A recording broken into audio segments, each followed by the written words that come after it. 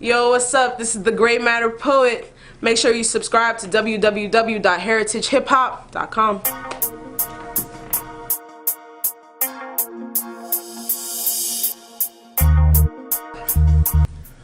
Poetry and hip-hop are synonymous because it's about the representation of a reality through your words and expression. Do you agree? I do agree, 100%. Introduce yourself to the people. I am the Gray Matter Poet. My government name is Takara Mobley, 23 years old, from Plainfield, New Jersey, and I am an author and a poet. I've written two poetry books. The first one is Gray Matter. The second one is Gray Matter and Old, and I have some projects coming up in the future. Well, let's get into it because I love poetry. And I love spoken word too.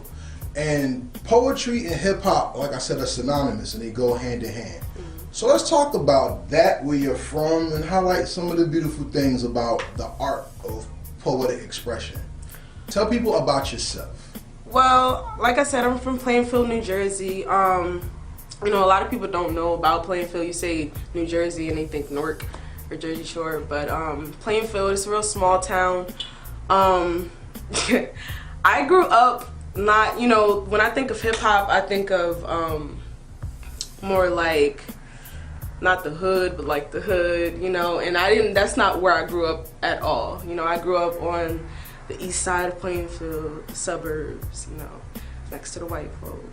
And, but I've always had that just passion for lyrics, I guess you could say, and even to go deeper as metaphors and similes. Like, I've always just loved writing and words, and my craft didn't better itself until about high school, because I got into high school and my teachers, they just pressed me to keep writing and keep writing and keep writing. So that's basically where I got where I am right now. But from there to here, I've definitely, there's a lot of similarities between hip hop and poetry, and there's a lot of differences also, I think. As a poet, I'll say for one, I can't really freestyle. Tell your fans stop calling during the interview. Listen, man, they got questions. But for a poet, you know, I'm not really the best freestyler. You know, when you think of hip hop and poetry, you think of, you know, freestyle. But that's where I said, you know, there's similarities and differences. Even though I can't freestyle, I can still write down, you know, an amazing poem that rhymes and just hits your heart, because that's just the type of person I am. I'm less about the words, less about the rhyming, more about my words hitting your heart. And so I've just been on this journey since that. You gave me a lot in that segment. I know, so right? Let's break it down a little bit. Let's do it. Let's start with your name. Gray Matter Poet. Gray matter is the part of the brain that grows and expands. The gray matter is what makes your brain cerebral itself, not just a massive muscle and organ tissue. Why did the Gray Matter Poet become your name? Honestly, the information about gray matter, I didn't know that until after I had named myself that, believe it or not. My whole idea when I was thinking of gray matter, and it says it on the back of my first book, it says not everything in life can be black or white. We have these gray areas that are a part of us, and sometimes as humans, you know, we like to shove those gray areas down. We might be ashamed of them, embarrassed, we don't want people to know. But, you know, me naming myself that is basically saying this is, you know, all the parts that I've hidden about myself that I want the world to know. And so that's where the whole name came from. And then afterwards, I did the research about gray matter. I was like, oh my God, that just makes so much sense. Like, I had an aha moment when I researched it. And that's kind of things like that that make me feel like I'm just on the right path in life. Because, like, coincidental things like that they don't just happen. No, they don't. And part of the gray in life is not knowing the good or the bad. It's the circumstances around it that blends it out into the good or bad. And that gray is where we get a lot of our issues in society. Because people want to say, yes, you're right, or yes, you're wrong, but nobody actually understands the circumstance. So as a person who deals with the gray, yes, I did some research. As a person who deals with the gray, let me ask you a couple questions so people can get a taste of how your mind works, rather than just thinking you're a typical poet. Okay. Is theft a crime?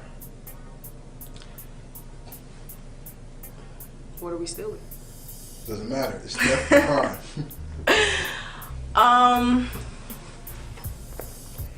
I would say theft is a crime, but I do believe that it's just funny because I went to school and I have my bachelor's in law and justice, so it's just funny that you asked me that. But Ding. but theft is a crime, but I also know that people, mostly people who live in impoverished areas, they sometimes feel like they have to commit certain crimes to better their wellness, you know, in their life. So, i.e., if someone went into a store and stole a couple of things of bread, it is a crime, but at the same time, you know, they're just trying to feed their family. In terms of religion and faith, theft is a crime only if it causes harm. And in our society, there's a lot of theft going on daily, and it's not for the survival of the person who's stealing, it's for the survival of a cause. So, if you steal for self, is it a crime, or is stealing for a cause? I think it still comes back to what we're stealing, though, or maybe like what's the reason? Because like, I don't know. You know the saying where it's like, steal from the rich to help the poor. Yeah. You know, I would sort of consider that a cause, right?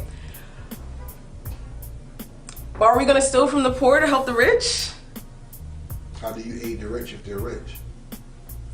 That's true, but how do you harm the rich if they're rich? Exactly. And that's the type of things that I see when it comes to your pieces. That when your pieces are not only introspective, they're cause effective. Your wordplay is very interesting. You did one in front of an audience at a school, I believe.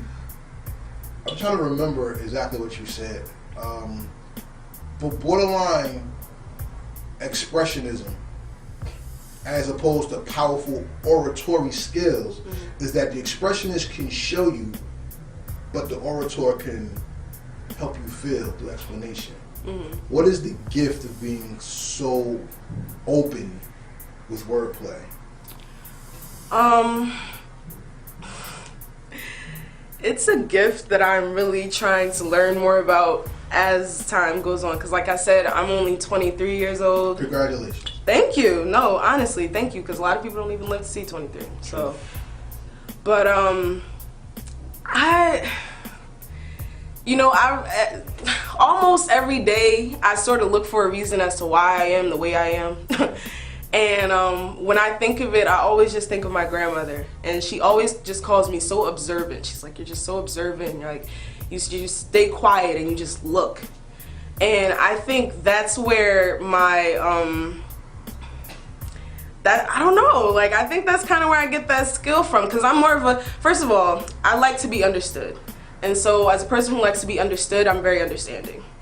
Furthermore, I like to help people understand, because I'm also a solutionist. I like to solve problems. So to solve a problem, you have to help someone understand that problem, right?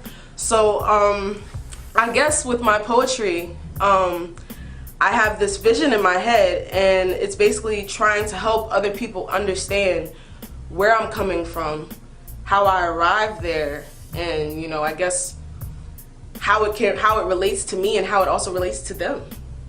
Okay. And relatability is the gift of the skilled provider of entertainment, not those who just try to entertain. Because you see people try to be funny and they come on really lame. Just Hilarious just got in trouble with calling people moving to a seat. And that came off really, really bad. But then you can have someone who can use words even in poor taste, but if the punch is effectual, you're going to chuckle a little bit. I ask you this then. Poetry hits the heart, the mind, and the soul rather than hitting the body. What is more important to capture for you? Soul. Why? That just ties into my religious background. I was raised, I wouldn't say Christian, I was raised in a non-denominational church, but I'm confused. Well, go ahead. I'm listening. basically like non-denominational, so they don't call themselves like Baptist or Presbyterian or Catholic. They're just people who love God and they're just here to praise and worship Him. Basically, that's what non-denominational means. We'll talk about that later. So I think with that, I'm sorry. You threw me off course. Can you repeat the question? Nope. No, okay, I said soul. Yeah, soul. Right. Because you threw me off.